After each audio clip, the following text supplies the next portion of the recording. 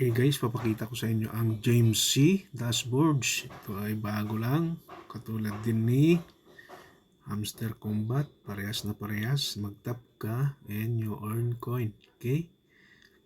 Nakikita nyo, level 10 na ako. So nagsisimula tayo sa level 1. So dito sa mine section, parang Hamster Combat din. May combo, may daily combo, may mga tab din dito na card na bilhin mo siya. May special tab din dito. Okay?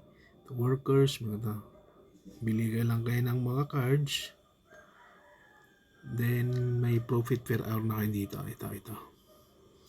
Parang Hamster Combat din. Ito. So madali lang to. Kung alam nyo na yung Hamster Combat, ganun na ganun din dito. Walang pinagkaiba. So pinagkaiba lang siguro yung team ang nagpapatakbo. So may tab siya. May friends din dito. Pwede ka rin mag-invite. Dito may earn din. Ito daily combo niya. Daily reward. Claim ka lang dito. Once na nag-login ka, automatic na. Huwag mo na i-claim dito. Automatic na siya hanggang 6.5 million din to. Daily. Parang hamster nga din. Hamster Combat din. So join na kayo dito guys. Habang hindi pa nagtatapos ng mining niya. Madali lang naman to eh. Kung alam niyo na ang Hamster Combat, at least alam niyo na ang patakaran nito, James C. Search na lang natin sa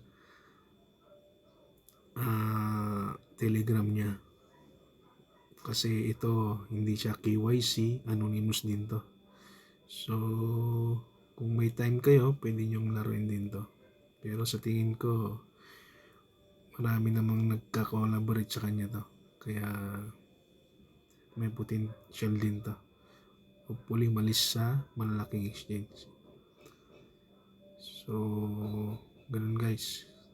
Bili-bili lang ng card dito. Ito, para may walang pinagkaiba kay Hamster Combat. Ganun din yung kanya.